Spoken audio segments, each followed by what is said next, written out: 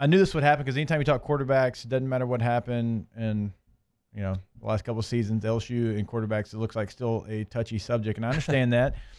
And a lot of people saying, okay, well, none of our quarterbacks have done anything. And I understand that point. But do you feel better now about what you have in the room currently and coming than you did the spring before Joe Burrow got here? Clearly, the depth is very strong. Do you feel better about it now than when after Met left and you had Anthony Jennings and Brandon Harris? Yeah. And you can say, and didn't mean to cut you off, but you could say, okay, well, Brandon Harris at one time was a highly recruited guy. Yeah, he was. What offense were we running then? I formation, 12 personnel, 21 personnel. The offense has changed some of the process as well. So don't get enamored with the names. I'm not trying to tell you you're wrong, but the quarterback situation moving forward is just set up better with who they have and what the offense is. If this was freshman Miles Brennan and freshman Max Johnson and freshman TJ Finley, then yeah, you'd have a bit of a problem. And I realized that Miles Brennan hadn't started 8 SEC games, but he's by any metric, a veteran player. This is 4 years in the program by the time we get to this thing. And he's played in high-stress situations in Tuscaloosa, in what was a pretty dire situation, but he played. He was inserted into that Troy game that LSU lost to try to come back and win that game, and then he's played in some mop-up duty here, and he's been in the system. He's an older player. He's not going to be overwhelmed by the scene, the stage. He's seen all that. No, he hasn't really accomplished much in terms of statistics playing, but to totally dismiss 3 years of being in the program, I think is probably a little disingenuous. And obviously that has something to do with it. And he pushed Danny Etling, and there was times where he came in for Danny.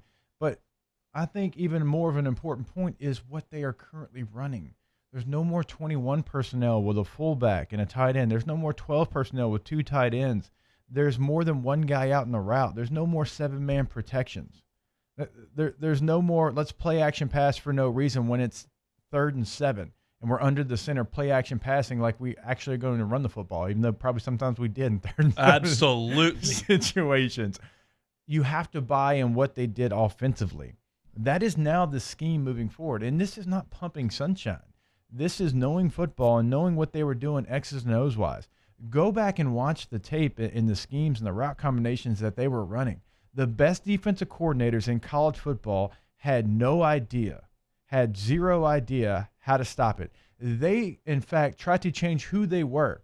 Every time LSU played a top defense, that defensive coordinator said, you know what? My Jimmies and Joes and my X's and O's are not good enough to stop you. I've got to reinvent the wheel to try to even slow you down, not even stop you. And I understand Joe Brady is not here anymore. Do you think that Steve Ensminger forgot what Joe Brady installed? Do you think that Scott Linehan doesn't know about red zone offense and the red area and goal line and scoring touchdowns? Look, Joe Brady was fantastic, but he implemented some of that. That is now part of the offense. So moving forward, that's what you're going to run. And so some of these big-time recruits that came in, yeah, they were handcuffed. No question about it. When you have one guy in route and he's not open, what do? Not a lot you can do. And so that, more than actually, maybe of who A, B, and C can do, although I do think a lot of A, B, and C, I think the offense has changed what these quarterbacks can do. And my point is not that Miles Brennan's going to be, second-team All-American quarterback. My point is that every school has a situation where a starting quarterback who's played for a year or two moves on, graduates, goes to the draft. And at that point, you have to start over. And LSU is in a situation right now where they've got a seasoned, talented quarterback who has played a little bit, ready to play. And then you've got and he's got 2 years to play. And then you've got 2 talented players beneath him who are getting into the program. And then you've got one of the better quarterbacks in the country committed in the next 2 classes. That's what I'm talking about with quality and depth. I'm not suggesting that LSU's got the best quarterback in the country coming in, and that's why the room is so good. I'm suggesting that in terms of how you have to be set up once a quarterback moves on, that's as good as you can do.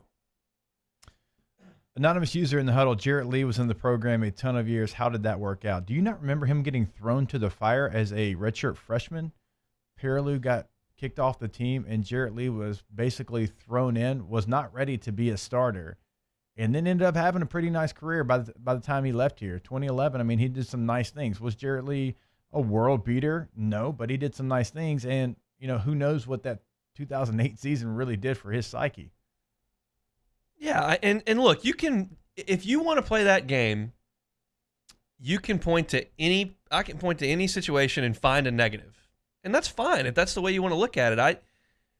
I don't think that I'm a massive sunshine pumper, and I don't think that I'm just a negative Nancy that's just, dismisses everything. I think that my point is pretty reasonable, that in terms of depth and talent, they're set up very well. We got to get something out of your throat there. Yeah, we're working on it. Every time my man makes a point, he's got to hit the cough button. I mean, he did it like a pro, but I couldn't sit there and see you struggling more. If you got to take a sip of water. We're good, I think. Okay. Iffy.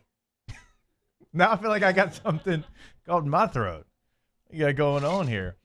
And when you go back and you talk about Miles Brennan, to think that he's going to do what Joe Burrow did a year ago, look, that's silly talk. Joe Burrow had the best season we've ever seen in college football history. But also, when you look at who's out there with him, 1 and 6 might be the best duo or one of the best duos in the country. They're top 3 duos. For sure. And so he's going to have weapons at his disposal that are going to help him ease in. So I'm not going to sit here, just like you just said, I'm not sitting here saying Miles is going to be a second-team All-American. But the quarterback position is not going to look like it looked for a long time because you have so many other options, because you're set up for success, because you're getting the ball out of your hands extremely fast compared to even in 2018. Even in 2018, when they were trying to figure out all the new things that they were trying to do, the 7-man protections, we talked about that. 7-man protection, it sounds great because you have 2 extra guys blocking for you. Well, in fact, when you don't have many guys out in the route, you're going to take a lot of sacks, right? And so they've continued to develop and grow. So that part of it, I think for all those reasons, it's not just, okay, this quarterback's so talented, he's going to break all the records. No, but a combination of everything that LSU's doing now sets the quarterback up much better than it did over the last decade before. That, and I will add, and I'll just be very frank, I have gone out to practice over the last decade and seen a lot of scholarship quarterbacks on the roster who weren't good enough to start at LSU. They were on the roster, and they had a scholarship. They were not good enough players and should not have been on the team. That's not the case with Brennan, and it's not the case with what's behind him. I'm really excited to see what these young freshman quarterback. I wanted to see spring practice. I want to see what Max Johnson, TJ Finley, what they could do. That's probably for me, and of course what Miles. I mean, but we've seen Miles. We've seen Miles in that scenario. I did want to see what these young guys could do in spring practice. For me, that position and the running back position was probably where I was going to pay attention to the most. Yeah, there's a video on YouTube of the running backs and what they did last year. I'm not all that concerned. Oh, I'm not concerned. There is more than enough talent in that room, and I've seen that video. I just want to know, what role everybody's going to play, and I want to see, like the old Macho Man Randy Savage, the cream rises to the top. I wanted to see the competition of who was going to rise to the top, and I wanted to see Kevin Falk out there. Kevin Falk can be a hell of a running back coach. Just hearing him talk football, the guy knows exactly what he's doing and who he wants to be as a coach. I wanted to see that as well. It's not a talent issue in that position, but I did want to see the competition. I love spring practice, and I know I'm in the minority as far as players. Flynn hates it. Every time I have Cole Kublik on, he hated spring practice. I loved it because it was competition. If there was a battle to see who could take the reins heading into the summer. Now you had to start all over in summer workouts, then you had to start all over once you got to August. But I loved spring practice just because of the competition and the battles of trying to replace, a legend. You just lost a legend. You lost a first-round pick in Clyde Edwards-Helaire. I wanted to see who was going to try to take that role in the spring. I'm still in the camp that I don't think anybody's taking it. I just think they're all gonna play.